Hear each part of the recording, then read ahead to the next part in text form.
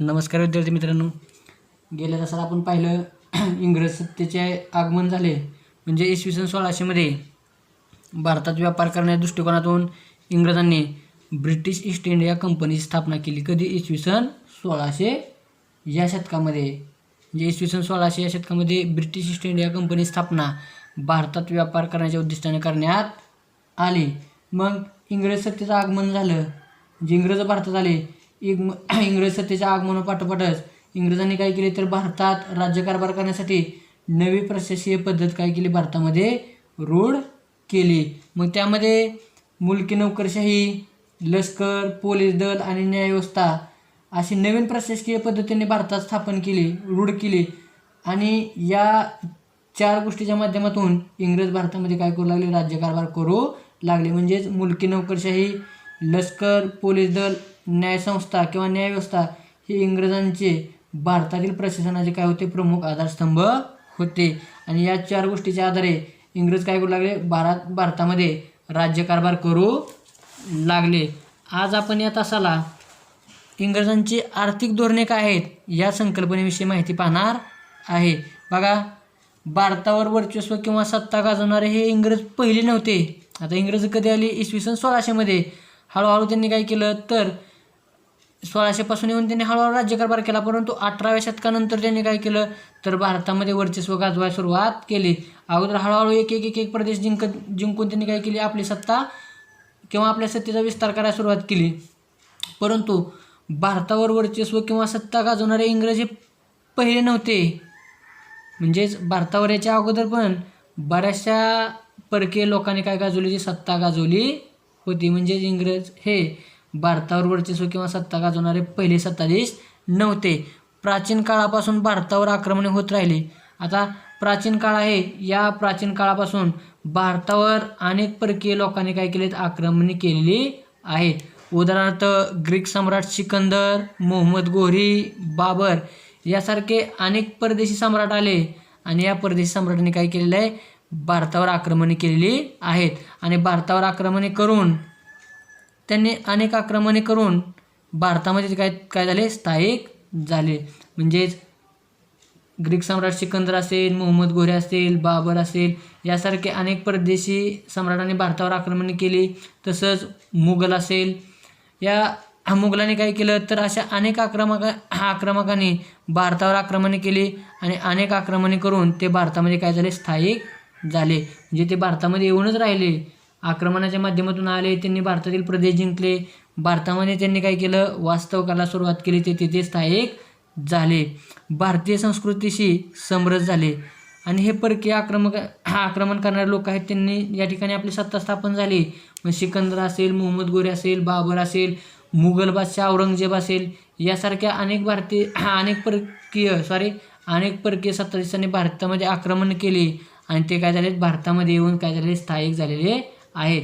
त्यांनी भारतीय संस्कृती आहे, या भारतीय संस्कृती काय घेतलेलं आहे, जुळवून घेतलेलं आहे. ते भारतीय संस्कृती काय झाले, समरस झाले. समरस होणे म्हणजे काय तर त्यांनी भारतात जशी संस्कृती आहे त्या संस्कृतीत जुळवून घेतलं. म्हणजे त्यांनी भारतीय संस्कृतीत बदल करण्याचा प्रयत्न केला नाही, त्यांनी फक्त राज्य केलं.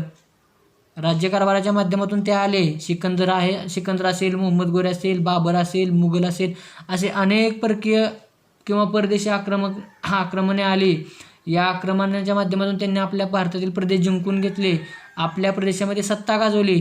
परंतु त्यांनी भारतीय संस्कृतीशी काय केलेलं नाही किंवा भारतीय संस्कृतीमध्ये बदल केलेला नाही. इथं काय म्हणते बघा हे वाक्य, ते भारतीय संस्कृतीशी काय झाले, समरस झाले. समरस होणे म्हणजे त्यांनी काय केलं, भारताची संस्कृती आहे त्या संस्कृतीत जुळवून घेतलं. भारतीय संस्कृतीमध्ये त्यांनी काय केलेलं नाही, बदल केलेला नाही.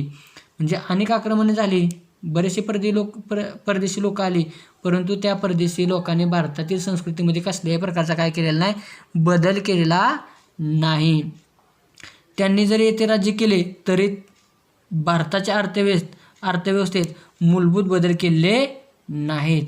मग हे परदेशी आक्रमण आहेत, यांनी भारतावर जरी राज्य केलं, ते भारतात राहिले, भारताच्या प्रदेशावर राज्य केलं, बऱ्याच दिवस त्यांनी भारतामध्ये येऊन आपल्या सत्ता गाजवली. काही परदेशी आक्रमणे या ठिकाणी येऊन स्थायिक झाली.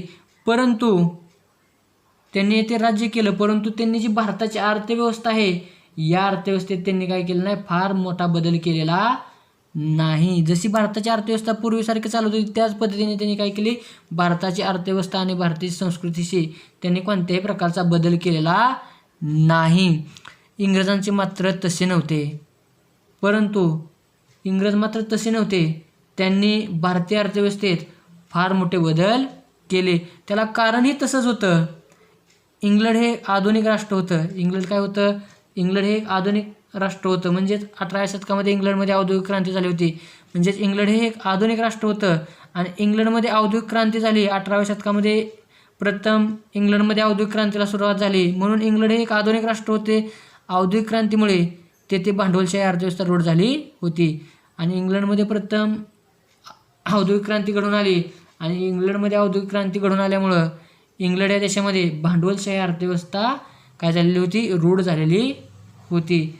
त्यामुळे आता इंग्रजांमध्ये औद्योगिक क्रांती घडून आली. औद्योगिक क्रांती घडल्यामुळे काय झालं तर यंत्राच्या साहाय्यानं इंग्लंडमध्ये काय होऊ लागलं तर मोठ्या प्रमाणात वस्तूचे उत्पादन होऊ लागले आणि मग मोठ्या प्रमाणात वस्तूचे उत्पादन झाल्यामुळे काय करू लागले तर इंग्लंडमधील जे व्यापारी आहेत ते व्यापारी काय करू लागले, इंग्लंडमध्ये तयार झालेला माल हे इतर देशात विकू लागले आणि त्या व्यापारातून जो मिळालेला पैसा आहे तो पैसा ते इतर उद्योगधंद्यामध्ये आणि कारखान्यामध्ये गुंतवू लागले आणि ते मोठे मोठे उद्योगधंदे कारखाने स्थापन करू लागले.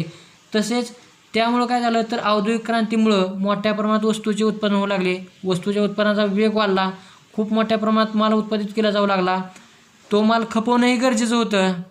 तो माल बाहेरच्या देशामध्ये खपवला जाऊ लागला आणि मग बाहेरच्या देशातून इतर देश असतील, मग भारत असतील किंवा आशिया खंडातील इतर देश आहेत, या देशातून ते काय करू लागले, आपल्याकडं मोठ्या प्रमाणात औद्योगिक क्रांती झाल्यामुळे मोठ्या प्रमाणात वस्तूचे उत्पादन केले जाते.